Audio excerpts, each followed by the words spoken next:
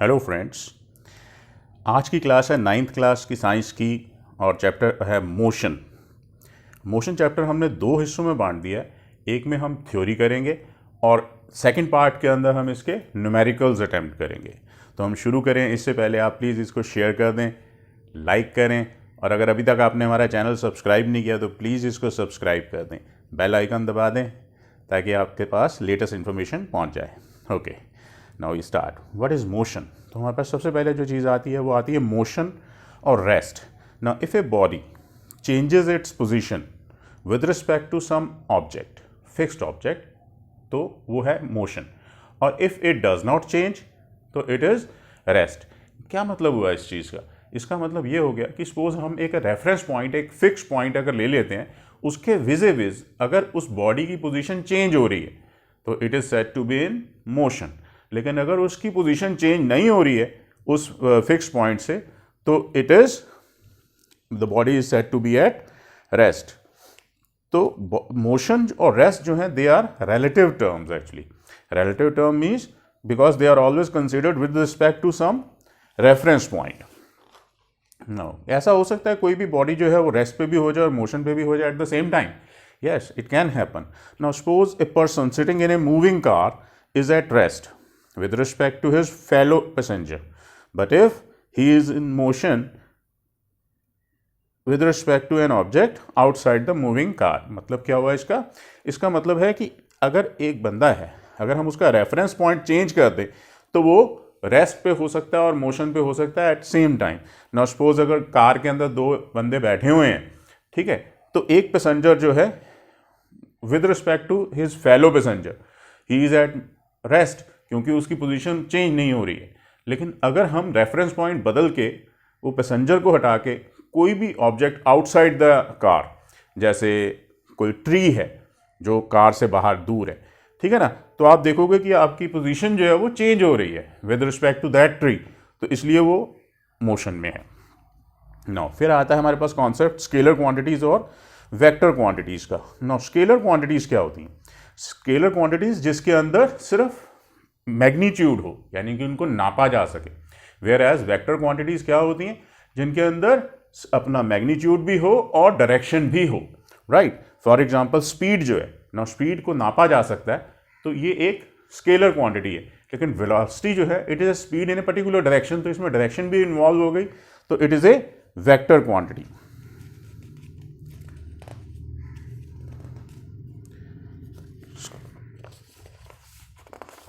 Then comes odometer and speedometer. आपने देखा होगा ऑटोमोबाइल्स वगैरह जैसे कारें हैं या स्कूटर हैं, मोटरसाइकिल्स वगैरह हैं, इनके अंदर आगे डैशबोर्ड में मीटर्स लगे होते हैं, ठीक है। तो वो device which tells us about the distance travelled in kilometres, that is called odometer. Odometer क्या है? वो डिस्टेंस बताता है हमें कि कितना डिस्टेंस ट्रेवल कर चुकी है कार या स्कूटर, राइट। और स्पीडोमीटर क्या बताता है? It tells us about the speed of the vehicle.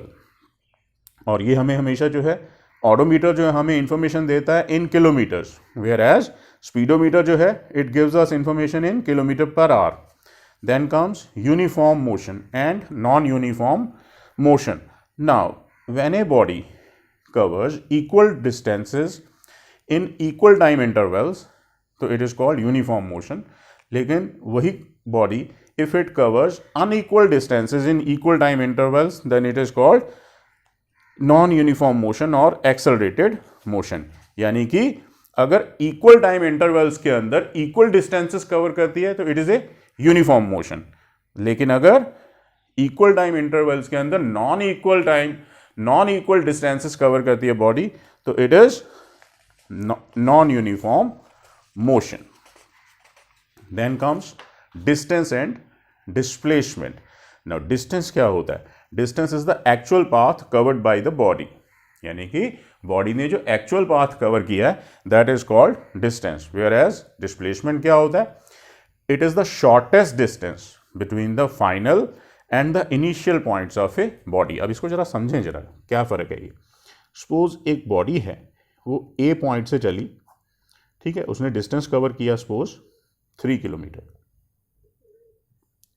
B तक चली, फिर बी पे आके वो राइट एंगल पे मूव शिफ्ट कर गई और अब उसने डिस्टेंस कवर किया 4 किलोमीटर का, ये सी तक चली, राइट। तो डिस्टेंस कितना हो गया अब उसका? डिस्टेंस हो गया उसका A B plus B C, that is 3 plus 4 is 7 kilometre. तो 7 किलोमीटर का डिस्टेंस उसने कवर किया। Now what about displacement? अब डिस्प्लेसमेंट क्या है? It is the shortest distance between the final point and the initial point. Initial point means जहां से वो चली थी, फाइनल पॉइंट मीन्स जहां पे आखिर में वो पहुंची है। तो it is A C, right. तो displacement is A C. Now A C जो है, अगर आप देखें तो राइट एंगल ट्राइंगल है, तो भाई पाइथागोरस थ्योरम इसको सॉल्व करेंगे तो इट विल बी 5 किलोमीटर। तो डिस्प्लेसमेंट हो गया आपका 5 किलोमीटर, राइट। नाउ डिस्टेंस जो है it is a scalar quantity, इसके अंदर सिर्फ मैग्नीट्यूड है, वेयर एज डिस्प्लेसमेंट जो है it is a vector quantity, क्योंकि इसके अंदर मैग्नीट्यूड भी है और डायरेक्शन भी है। Distance is always positive, distance हमेशा पॉजिटिव होता है, whereas displacement can be positive और नेगेटिव और even zero. Distance is always greater than और equal to displacement, whereas displacement is always less than distance. At the most it can be equal to distance. Now अगला है, can distance and displacement be equal? क्या ये दोनों equal हो सकते हैं? Of course equal हो सकते हैं, when the body is moving along a straight line and when moving in the same direction. यानी कि दो कंडीशंस अगर सेटिस्फाई हो जाती हैं तो डिस्टेंस और डिस्प्लेसमेंट सेम हो जाएंगे। कौन सी दो कंडीशंस? एक तो बॉडी की जो मूवमेंट है it must be in a straight line, और दूसरा in the same direction, direction भी सेम हो और ऑन द स्ट्रेट लाइन हो, तो डिस्टेंस और डिस्प्लेसमेंट इक्वल हो जाते हैं। कैन डिस्प्लेसमेंट भी जीरो? बिल्कुल हो सकती है, डिस्प्लेसमेंट जीरो हो जाती है अगर इनिशियल पॉइंट और फाइनल पॉइंट जो है, यानी कि इनिशियल पोजीशन और फाइनल पोजीशन अगर सेम है तो डिस्प्लेसमेंट जीरो हो जाएगी। उसके बाद है स्पीड। स्पीड क्या है? It is the distance travelled by the body per unit time. तो speed is equal to distance upon time. ऐसा यूनिट होती है स्पीड की मीटर पर सेकेंड। फिर आता है कॉन्सेप्ट एवरेज स्पीड का। Now what is average speed? It is the total distance divided by total time taken, that is average speed is equal to total distance upon में total time. It is called average speed. Then velocity. Now velocity क्या है? It is the speed in a particular direction. तो इसकी definition क्या है? Velocity is the distance travelled by an object in A given direction पर unit time. तो velocity किस क्या हो गई? It is A distance travelled per unit in A given direction upon time. Now distance travelled in given direction is called displacement.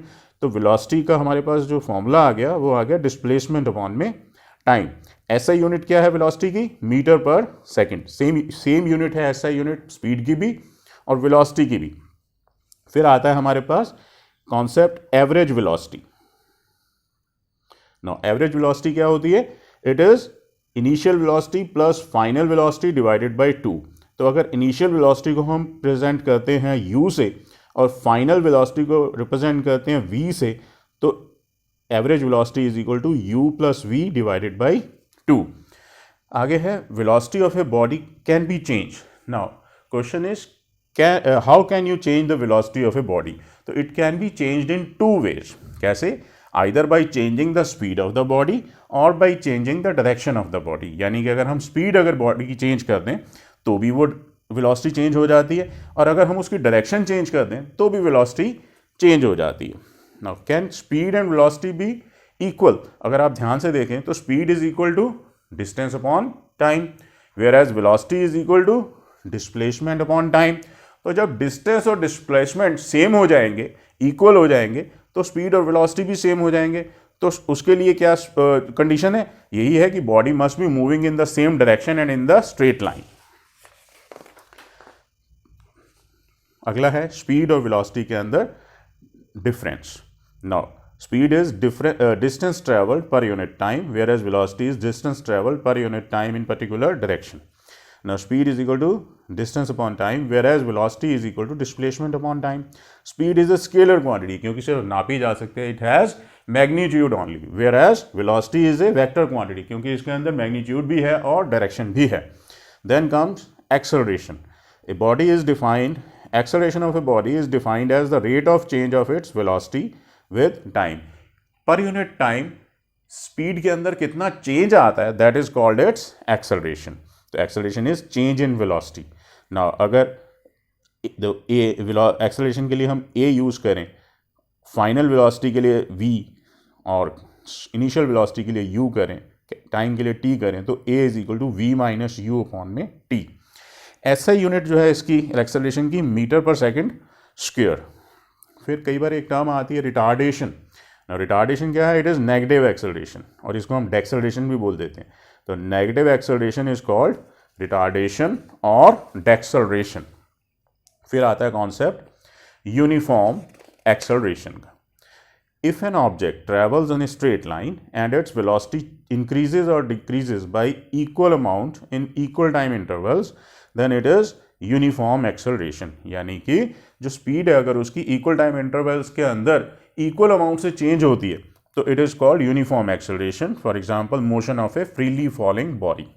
Whereas non uniform acceleration में क्या है?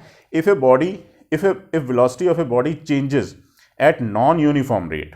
For example, if a car traveling along a straight line increases its speed by unequal amount in equal time intervals, then the car is said to be moving with non-uniform acceleration. यानी कि अगर equal time intervals के अंदर non equal speed amount से speed अगर change होती है तो that is called non-uniform acceleration. फिर आता है uniform circular motion. ना यूनिफॉर्म का मतलब होता है एक ही स्पीड से. Circular means around a circle. तो when an object moves on a circular path with uniform speed, its motion is called uniform circular motion. It is an example of accelerated motion. तो आपको I hope समझ आ गया होगा. अगर आपको अच्छा लगा तो इसको लाइक करें, शेयर करें, और अगर अभी तक आपने चैनल को सब्सक्राइब नहीं किया तो प्लीज़ इसको सब्सक्राइब करें. बेल आइकॉन ज़रूर दबा दें. इससे क्या होगा कि आप जैसे ही हम वीडियो अपलोड करेंगे ये आप तक पहुंच जाएगी. All the best, good luck, thank you.